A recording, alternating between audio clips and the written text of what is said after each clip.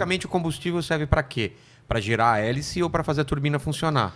O combustível ele serve para você transformar energia. Né? Ele é um líquido, então através da mudança química ali, ele pega fogo, ele pega essa energia calorífica que vai para a turbina e a turbina faz mover todo aquele gigante motor ou hélice, né?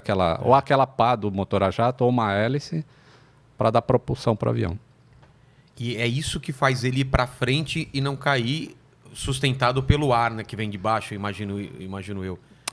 Explicando de uma maneira bem simples. Bem simples. Faz conta que você está no mar com esqui e tem uma lancha que vai te puxar. Tá. Se você está parado, você está afundado. Isso. Na hora que a lancha começa a andar, você começa a subir e teu esqui fica ali. É um processo semelhante. Não é igual, tá? Senão, depois vem os haters aí e falam, o cara está ensinando errado. Não é isso. Mas enquanto você tiver velocidade na lancha e não cair do esqui, você não vai afundar. O avião é semelhante. Enquanto ele tem velocidade horizontal e determinado ângulo, não adianta ele estar assim, porque assim quem voa é foguete. Tá. O avião tem um ângulo máximo que ele pode voar. Enquanto ele estiver nesse ângulo do esqui, ele não vai cair nunca, mesmo que ele perca os motores. Perder os motores, ele vai planando, só que agora ele tem que arrumar um lugar para pousar, né? Não, mas não vai chegar um ponto que ele vai despencar? Ele não vai embicar. Não. É? Não, Tipo, isso é treinado pelos pilotos, sabe? Você perde um motor ou perde os dois motores, você vai planando. Aliás, tem um recorde de planeio. Foi um acidente que aconteceu com um avião do Canadá. Estava indo do Canadá para a Europa e no meio do oceano teve um problema de vazamento de combustível porque os mecânicos instalaram um componente errado no motor. Perdeu todo o combustível do avião e os dois motores apagaram. Os caras planaram por 26 ou 27 minutos. Caramba. Eles voaram mais de 300 quilômetros. Estavam muito sem alto. motor. Estava muito alto, porque existe uma razão de planeio em avião. Por exemplo, perdeu os dois motores. Um avião desse, que era um A330, acho que era um A330. A razão de planeio dele é de 7 a 9 para 1. O que significa isso? A cada 9 metros que ele vai para frente, ele perde 1 metro só. Tá. Tem um cálculo já para isso? Tem um cálculo para isso. Aí, a altitude que eles estavam, calcularam onde eles poderiam chegar e, por sorte, tinha uma ilha, né? Os Açores estavam ali na frente e ele direcionou para os Açores, foi pilotando sem nenhum motor funcionando e pousou na pista. Caramba! E não aconteceu nada com ninguém. O avião, ele fez um pouso mais duro, né? Que absurdo! Mas voltou a voar depois. Se você estivesse dentro desse avião, qual seria a sua sensação? Sensação que está caindo mais rápido que o normal, ou não? Não. A mesma razão de descida. Pareceria uma descida normal. Caramba! Só que extremamente silenciosa, porque não tinha motor, né? Só o barulho do vento. Aquele caso que aconteceu no Rio Hudson lá, seria mais ou menos mais ou menos aquilo, isso. Você viu? Perdeu os dois na decolagem e ele foi planando até pousar no Rio. Cara, que doideira! Imagina o pânico de você estar no meio Tava no meio da cidade de Nova York. Ele chegou a sobrevoar a cidade, atravessou. Ele decolou de LaGuardia, né? Prédio para tudo quanto é lado ali.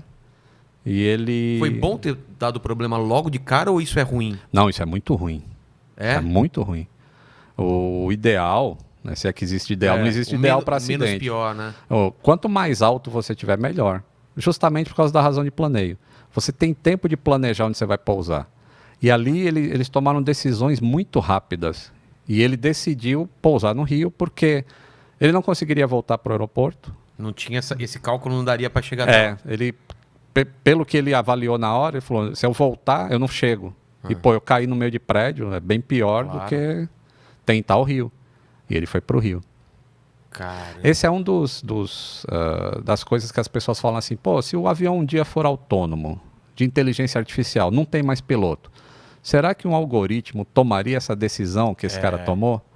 Exatamente. Porque... Esse é um ponto, só que eu tenho um ponto também. Deixa eu ver se eu entendi a pergunta dessas pessoas.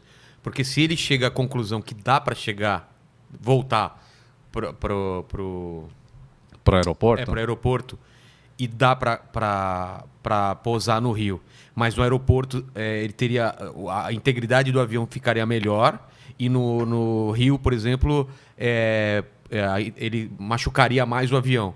E ele tem um parâmetro de tentar salvar as pessoas e também manter o avião na melhor qualidade, assim. Aí ele ia por lá, mas, porra, esse daqui tava mais perto. Você entendeu o meu pensamento? Mas ele não... nessa hora, você não pensa... Não, tô falando se fosse uma máquina, se fosse se fosse uma máquina? Uma inteligência. Que sim. ela tivesse essas programações. Um humano, claro que nunca vai pensar na máquina. Mas a máquina faria, eu vou tentar o melhor dos mundos. Trazer o avião inteiro e trazer todo mundo. Sendo que aqui eu vou ferrar com o avião, mas vou salvar todo mundo. Então ele vai tentar o melhor dos mundos. Isso, ele vai fazer milhares de cálculos por segundo. Mas tem uma coisa interessante. Na hora que ocorreu a colisão com os pássaros, que é esse acidente especificamente, um bando de ganso canadense passou na frente do avião e os 2 motores não suportam isso.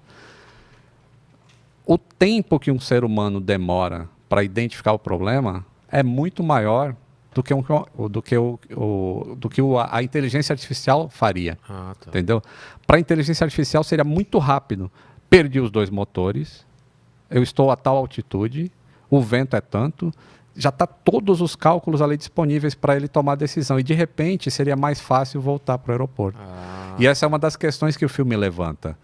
Que no simulador de voo, os pilotos conseguem voltar para o aeroporto na altitude que ele perdeu os 2 motores. E aí o piloto fala, mas vocês não estão levando em conta o tempo que eu levei para identificar o problema. Põe mais 7 segundos aí, que foi o tempo que eu levei. Pô, 7 segundos é nada. Mas foi o tempo necessário para ele identificar. E aí com 7 segundos o avião não chegava mais. Cara, 7 segundos muda totalmente o panorama do negócio, cara. Que doido.